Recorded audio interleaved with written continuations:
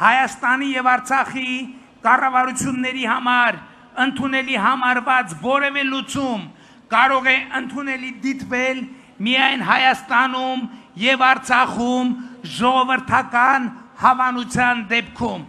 Արցախը Հայաստան է եւ վեր։ Նիկոլ Փաշինյանը, որ 2018-ին Արցախի հրապարակից վստահեցնում էր, որ Արցախի հարցի լուծողը ժողովուրդն է, 4 տարի անց Պրահայում առանց որևէ հանրային քննարկման հայտարարեց Արցախը Ադրբեջանի կազմում ճանաչման մասին։ 5 տարի անց նույն խոստումը հնչում է անկլավների մասին։ Փաշինյանը վստահեցնում է Հայաստանի տարածքի փոխանակում չանել առանց Հայաստանի քաղաքացիների դիրքորոշումը հաշվի առնելու։ Քննարկվում է, որ նույն Արցախի դեպքում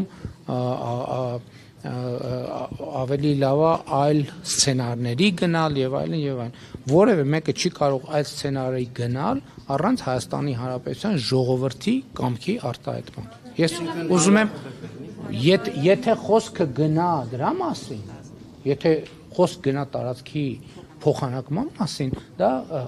հստակ է, որ առանց Հայաստանի Հանրապետության քաղաքացիների դիրքորոշման դա հնարավոր չի անել։ Ընդ որում իրավաբանների գնահատականն է այս պահի դրությամբ,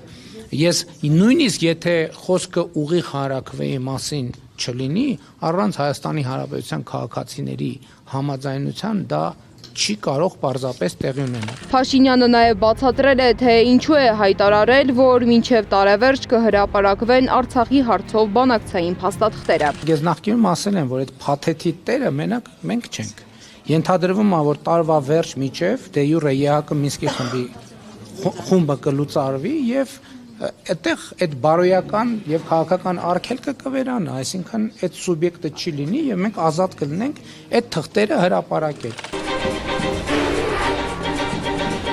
Հեղափոխությունից 7 տարի անց Փաշինյանը մի դրվագ է պատմել այդ օրերի իրադարձություններից։ Իբրև բացահայտում ներկայացրել է իր եւ այն ժամանակվա վարչապետ Կարեն Կարապետյանի հետ զրույցը Ազգային անվտանգության ծառայության մեկուսարանում։ Փաշինյանի պնդմամբ հենց Կարապետյանի միջոցով է Սերժ Սարգսյանը փոխանցել իր հրաժարականի լուրը։ Կարեն Կարապետյանը ըստ էության ակնարկել է, ուղիղ չի ասել, բայց ակնարկել է ենթատեքստերով։ Եթե ինքը հերքի ես դա կհասկանամ, որովհետև ուղիղ չի եղել խոսակցությունը եղել է ենթատեքստերով, որ իրանք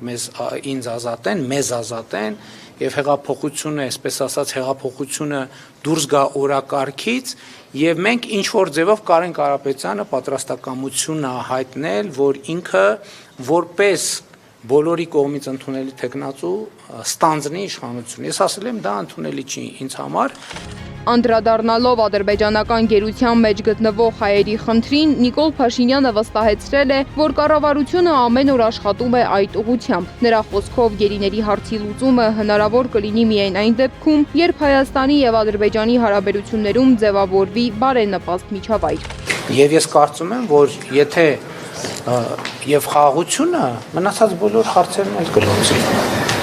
Շատ հարցեր կլուծի։ Այսինքն այն անկալումը, թե մենք պետքա բոլոր հարցերը լուծենք, հետո նոր լինի խաղաղության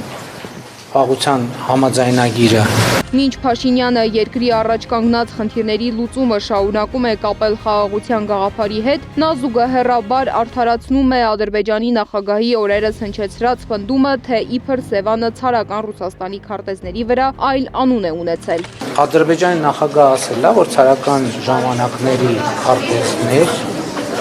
քարտեզի մեջ Սևան չի եղել ուրիշ անուն է։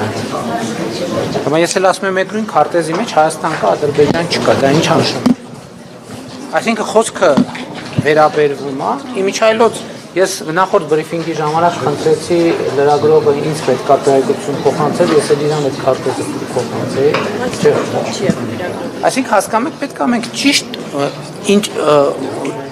հարցը ճիշտ պետքա ձևակերպենք, որպես պատասխանը ճիշտ է։ Վերջին շրջանում պատարակներին մասնակցելու թեմային անդրադառնալով Փաշինյանն ասում է, կմասնակցի նաև Մայր Աթոռ Սուրբ Էջմիածնի պատարակներին, երբ իրեն հոգևոր առումով բավականաչափ մաքրված զգա։ Նա նաև շեշտել է, որ արդեն սահմանել է ամենայն հայոց կաթողիկոսի հրաժարականի օրակարգը եւ հետևելու է դրա իրականացմանը։